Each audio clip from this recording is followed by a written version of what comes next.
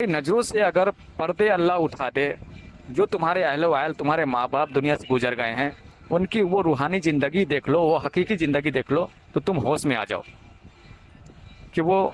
किस कदर वो गमज़दा होते हैं। और नदामत उनके अंदर बनी रहती है कि हम दुनिया में इतने बरस रहें, इतनी उम्र रहें,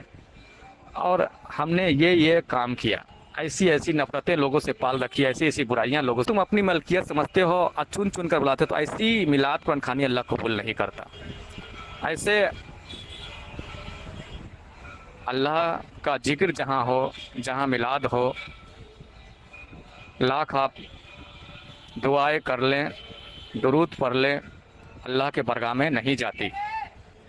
जहाँ दिलों में कीना है, नफरतें भरी हो, ऐसी दुआएं अल्लाह कैसे कबूल कर सकता है? वो दुआएं रद्द कर देगा, वो मिलाद, वो कुरान खानी अल्लाह रद्द कर देगा, अल्लाह तक पहुंचेगी ही नहीं। वो सिर्फ एक रियाकारी या एक दिखावे में वो चला जाएगा। अरे तुम्हारी नजरों से अगर पर्दे अल्लाह उठा दे, जो तुम्हारे अहलो वायल तुम्हारे माँ बाप दुनिया से गुजर गए हैं, उनकी वो रूहानी ज़िंदगी देख लो, वो हकीकी ज़िंदगी देख लो, तो तुम होश में आ जाओ कि वो किस कदर वो गमज़दा होते हैं। और नदामत उनके अंदर बनी रहती है कि हम दुनिया में इतने बरस रहें, इतनी उम्र रहें, और हमने ये काम किया, ऐसी ऐसी नफरतें लोगों से पाल रखी, ऐसी ऐसी बुराइयां लोगों से पाल रखी। वो तो अल्लाह से दुआ करते रहते हैं कि अल्लाह हमारे गुनाहों को माफ़ फरमा, हमारी गलतियों को माफ़ फरमा, और हमारी नस्ल जो हैं, जो हमारी आल औलाद हैं, उन्हें हिदायत दे। तुम लोगों के लिए दुआ करती है वो रूह, और तुम लोगों से भी उम्मीद रखती है कि मेरे लिए जो भेजे, जो इसाले सवाब का काम करे, तो वो उम्मीद रखती है कि उस तक पहुंचे। लेकिन तुम क्या कर रहे हो? तुम नफरत की आग भड़काए कर, अपने अंदर बुराइयां पाल कर, जो दुनिया से गुजर गए, जिनके अंदर बुराइयां थी, जो नफ्स के जद में थे, जिनके अंदर बुराइयां थी, हाँ उनसे गलतियां हुई, वो गलत काम किए, गलत कदम उनके रहें दुनिया में, पर वो क्यों रहें, इसकी पीछे की तालीम, इसकी पीछे की हकीकत औलिया अल्लाह से जानो, और सरकार गौहर शाही जैसी हस्ती से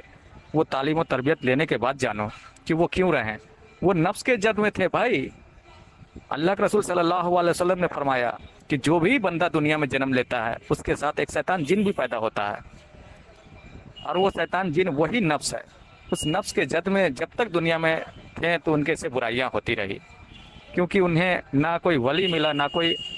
कामिल मुर्शिद मिला, ना सरकार गौहर शाही जैसा हस्ती मिला, तो उनके से बुराइयां होती रही। अब वो मर गए तो वो पछता रहे हैं, उनकी रूहें पछता रही है, और वो चाहती है, उम्मीद रखती है उनकी रूहें कि मेरे आल औलाद से, मेरे बाल बच्चों से भी ऐसी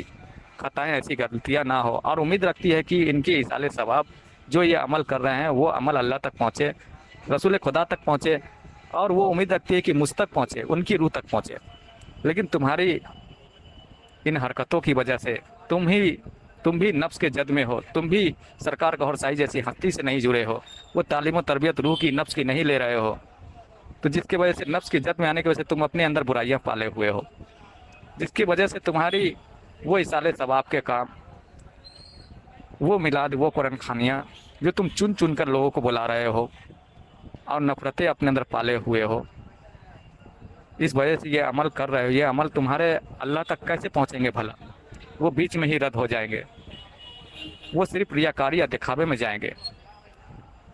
तो ऐसी गलतियां करने से बचो, सरकार गौहर शाही जैसी हस्ती से जुड़कर अपने रूह, अपने नफ्स को पाक करो, कल्ब को बेदार करो,